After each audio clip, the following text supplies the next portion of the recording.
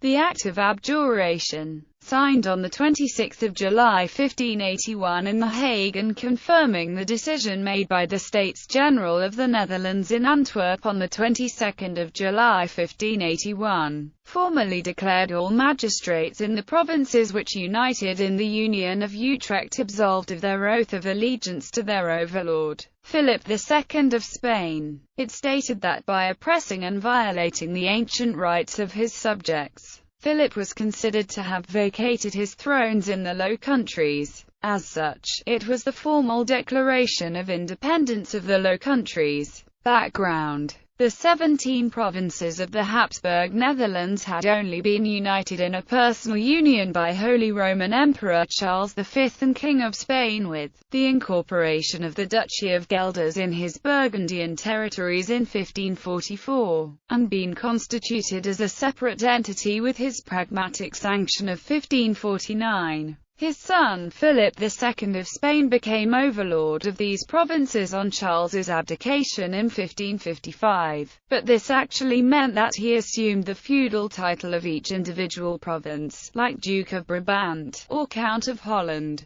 There never was a single, unified Netherlands state, though the provinces had been represented by a States General of the Netherlands since the Great Charter or Privilege of Mary of Burgundy of 10 February 1477. With the Dutch revolt, a number of these provinces rose against Philip. At first they pretended just to have revolted against his viceroys, successively Fernando Alvarez de Toledo, 3rd Duke of Alba, Luis de Zuniga y Requesens, John of Austria, and Alexander Farnese, Duke of Parma, while their self-appointed stadtholders continued to pretend they represented Philip. This pretense was wearing thin, however, by the time of the pacification of Ghent of 1576. When Don Juan attacked Antwerp and Namur in 1577, the States General, in like manner as the non-royalist stadtholders, appointed Archduke Matthias, Philip's nephew, as viceroy, without Philip's consent. Matthias was young and inexperienced. He had the added disadvantage that he did not bring his own resources in the battle with Philip. This became a serious problem. After Parma started to make serious inroads against the tenuous unity of the pacification with his Union de Varus of a number of southern provinces, which the rebellious northern provinces answered with their own Union of Utrecht, both in 1579. William the Silent, the leader of the Dutch revolt, therefore decided that the rebellious Netherlands should look for an overlord who could bring useful foreign allies. Francis, Duke of Anjou, the younger brother and heir presumptive of King Henry III of France, was such a man. He did not wish to be someone else's viceroy, especially not of the Habsburg king. The States General therefore offered him the sovereignty of the Netherlands, which he accepted by the Treaty of Plessis-les-Tours, Act of Abjuration. This, however, presented a problem. The magistrates of the cities and rural areas, and the provincial states themselves, had sworn allegiance to Philip. Oaths of allegiance were taken very seriously during this era. As long as the conflict with Philip could be glossed over, these magistrates could pretend to remain loyal to the king. But if a new sovereign was recognized, they had to make a choice. The rebellious States General decided on 14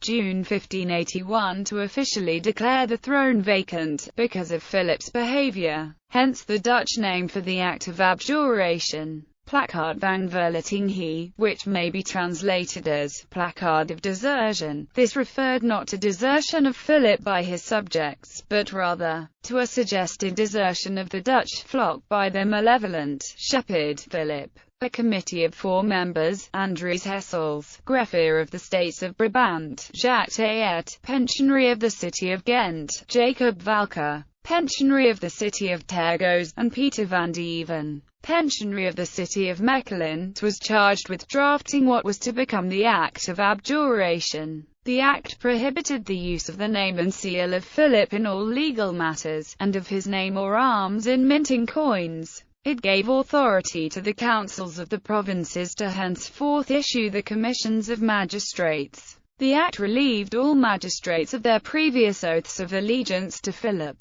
and prescribed a new oath of allegiance to the states of the province in which they served, according to a form prescribed by the States General. The actual draft seems to have been written by the audiencier of the States General, Jan van Celliers. The act was remarkable for its extensive preamble, which took the form of an ideological justification, phrased as an indictment of King Philip. This form, to which the American Declaration of Independence bears striking resemblance, has given rise to speculations that Thomas Jefferson, when he was writing the letter, was at least partly inspired by the act of abjuration. The preamble was based on Vendicere contra Tyrannus by Philippe de Morny, and other works of Monocomics may have been sources of inspiration also. The rebels, in their appeal to public opinion, may have thought it more important to quote authoritative sources and refer to ancient rights they wished to defend,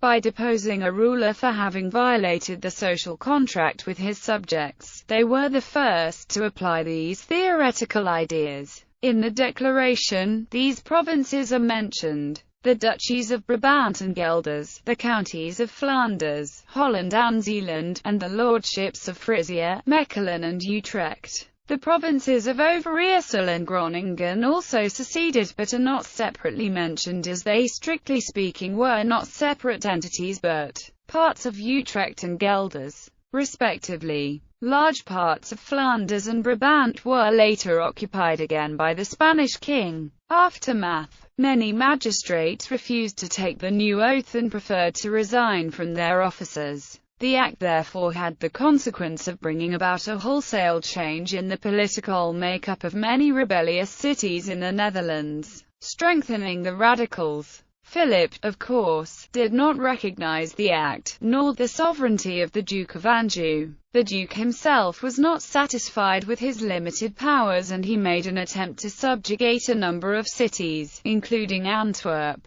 in what became known as the French Fury. This caused the States General to start looking for a different sovereign. After a first attempt to interest Elizabeth I of England in assuming sovereignty did not succeed, William the Silent was asked to assume the vacant title of Count of Holland, but he was assassinated in 1584, before the arrangements could be finalized. After the Treaty of Nonsuch, Elizabeth agreed to send aid to the Dutch rebels after all, though without assuming sovereignty. Under the provisions of the treaty, Robert Dudley, 1st Earl of Leicester, was appointed Governor-General of the Netherlands. However, like the reign of the Duke of Anjou, this proved to be a disappointment. After Leicester's departure in 1587, the States General decided to assume sovereignty themselves, thereby making the 7 united provinces a republic.